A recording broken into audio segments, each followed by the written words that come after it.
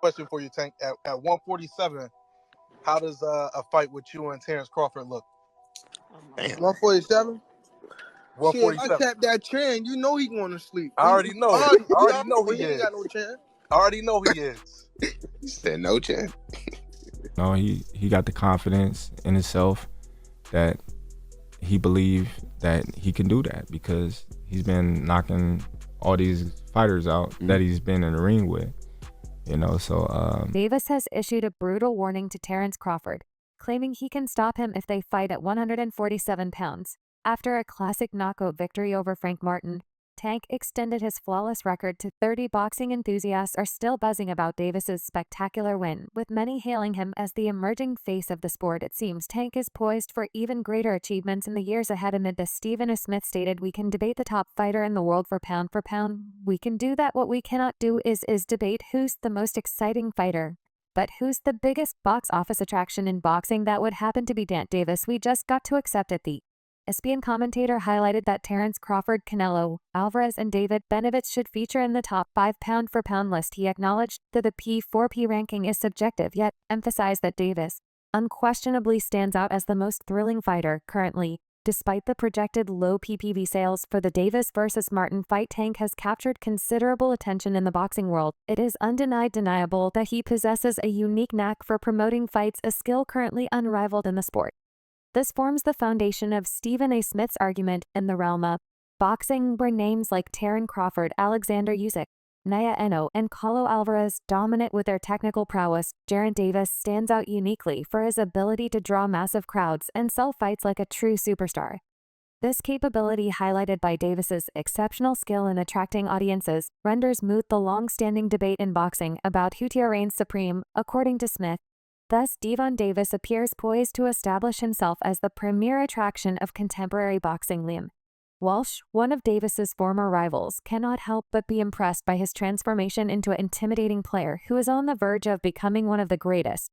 There is ongoing speculation that Davis would face the IBF champion Vasyl Lomachenko. Walsh feels he still needs to overcome an opponent of that quality to prove he is an elite fighter. He said, "The word special is what my brother Ryan texted me straight away after the victory over Mart. He's very, very special. I said, Ryan, I told you he's much better than just power." Walsh mentioned that he didn't spend much time with Tank and couldn't speak as an expert. However, he noted that the experience was unlike any other he had encountered. He felt that Tank needed Lomachenko as people were discussing, and emphasized that this was essential to consider Tank an elite fighter and a pound-for-pound contender. He added that he admired Tank's position, especially considering his challenging background of growing up in Care in Baltimore. He acknowledged that Tank had managed to secure a future where he could provide for himself and his children, expressing his admiration as a big fan. He further added what he was being given credit for early was, "He's a massive power puncher, but his judging of distance and his timing is immense, and his accuracy, no one ever mentions his accuracy. Every time he lets that go for real, it lands on the chin. He doesn't hit the cheekbone, and it doesn't skim off the side of the head. He hits the chin, nails them." Walsh mentioned that he had a feeling Tank was exceptionally talented, but still believed he needed to face bigger names. He considered Tank's best win to be against Pedraza, where Tank took the title from the champion of Puerto Rican in New York. He acknowledged Tank's victories over notable opponents like Garia Gamboa and Pitbull Cruz, noting that Cruz's win looked even better in hindsight. Walsh expressed his desire to see a fight between Tank and Lomachenko, whom he greatly admired as a fighter. He added, "But the longer it's going and the better Tank looks. Each fight I'm starting to think, can he beat Lomachenko? He's definitely got the advantage in the game changer. I don't think Lomachenko could hurt Tank. As long as the fight's relatively close or in the balance, Tank can take him out at any point." Walsh then mentioned that he used to believe Devin Haney would defeat Tank due to Haney's cautious, risk-averse style. However, he had begun to reconsider, thinking that perhaps Tank could defeat them all. He noted that Teofimo Lopez would be a tough challenge because of his natural size. Walsh also expressed his belief that Shocker Stevenson could beat everyone, describing Stevenson as exceptionally talented with a completely different mindset. He further added Tank's elite as well. He just needs the names Shocker sought there. Names he fought in 2022, Oscar Valdez, and made him look like he was an average fighter. Moreover, Walsh contends that Davis has not only evolved as a fighter inside the ring, but also emerged as a notable figure outside of it. He said he's improved a lot. He was a very good fighter when he fought me. He's got a lot more belief in himself now. I think there was still a slight doubt in him when I fought him. The Pedraza when he looked invincible and like he didn't have a care in the world when he fought me. He had the same, but I think there was still a little element of something missing. Walsh remarked that Tank now carries himself with the confidence of knowing he is the best fighter in the world. He attributed this to the experience Tank has gained, noting that it has made him more patient despite losing rounds. Tank remains unfazed and confident in his ability to catch his opponents. Eventually, Walsh observed that Tank has become adept at reading his opponents, indicating significant improvement after parting ways with Mayweather Promotions in 2022, led by none other than Floyd Mayweather himself. Dan Davis has squared off against notable opponents like Rolly Romero, Hector Luis Garcia, Ryan Garcia, and Frank Martin, all formidable contenders in the lightweight category. It's evident that breaking ties with his former mentor was a pivotal move in Davis's career trajectory. Wouldn't you agree? According to boxing pundit Showbiz The Adult, the recent actions of Tank Davis suggest a significant rift with Floyd Mayweather playing out prominently on social media following Davis's recent bout against Martin and Leonard Ellerby's departure from Mayweather Promotions. Showbiz elaborated on why he believes Davis made the right call to part ways with Mayweather in hindsight. It might seem like Floyd Mayweather is the biggest name in the sport, so how could it be the best thing? The commentator explained that Floyd's mindset is more aligned with money than pretty boy, emphasizing that when Floyd is developing his fighters, he prioritizes financial gain and currency over building a legacy. Honestly, I'm not sure how good Floyd is for fighters because Floyd thinks like money. He doesn't think like pretty boy. So when he's bringing his fighters up, he thinks money. Currency over legacy. That hurts a fighter career. It does. That's why I said Tank has arrived. And a lot of you guys said Tank's been here. I said, no, Tank has arrived now. He's his own man. I remember when Floyd Mayweather arrived. I remember when he left. Bomb arrow. I remember when Roy Jones Jr. arrived. I remember when he left his father, bruh. And that's right now for Gervonta Davis. Pundit claims that Floyd Mayweather's activities have the potential to permanently harm a boxer's career. Thus, Showbiz The Adult cited the instant Davis made the decision to part ways with Floyd, saying Tank has arrived. He is now a guy on his own.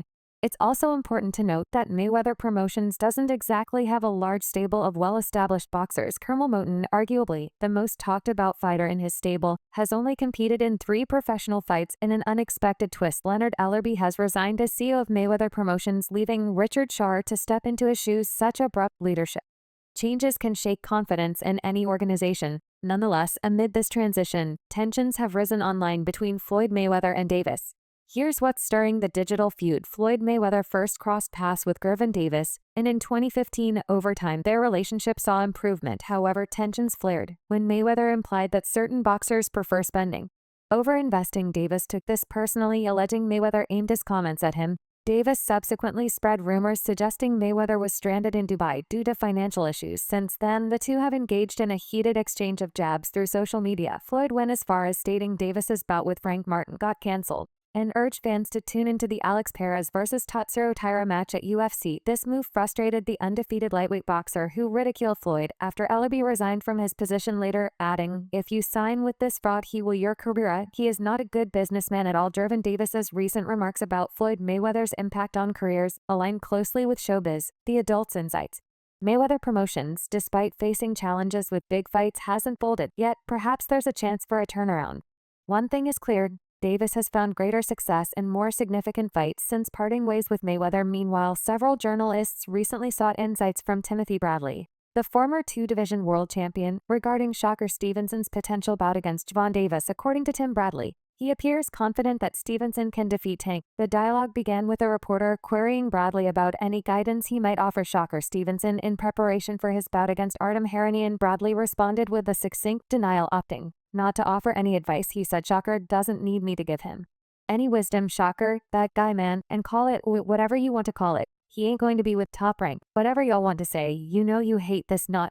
He don't need me to say what he needs to do." Shocker Stevenson's candid assessment reveals a clear path forward with a vigilant eye on Tank Davis. He aims to dominate the 135B division. Following his upcoming July 6 bout, he plans to recalibrate his strategy once refocused.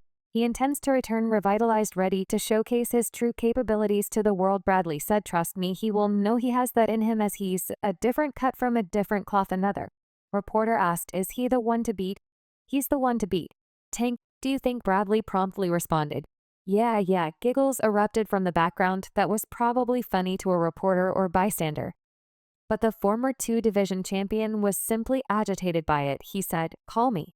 Hate, I don't give a damn yet. You keep coming at me. Keep bringing that hate. Keep bringing that hate, baby. I love it. Keep bringing it." Yes, he beats Tank. He outboxes him very easily, no problem whatsoever.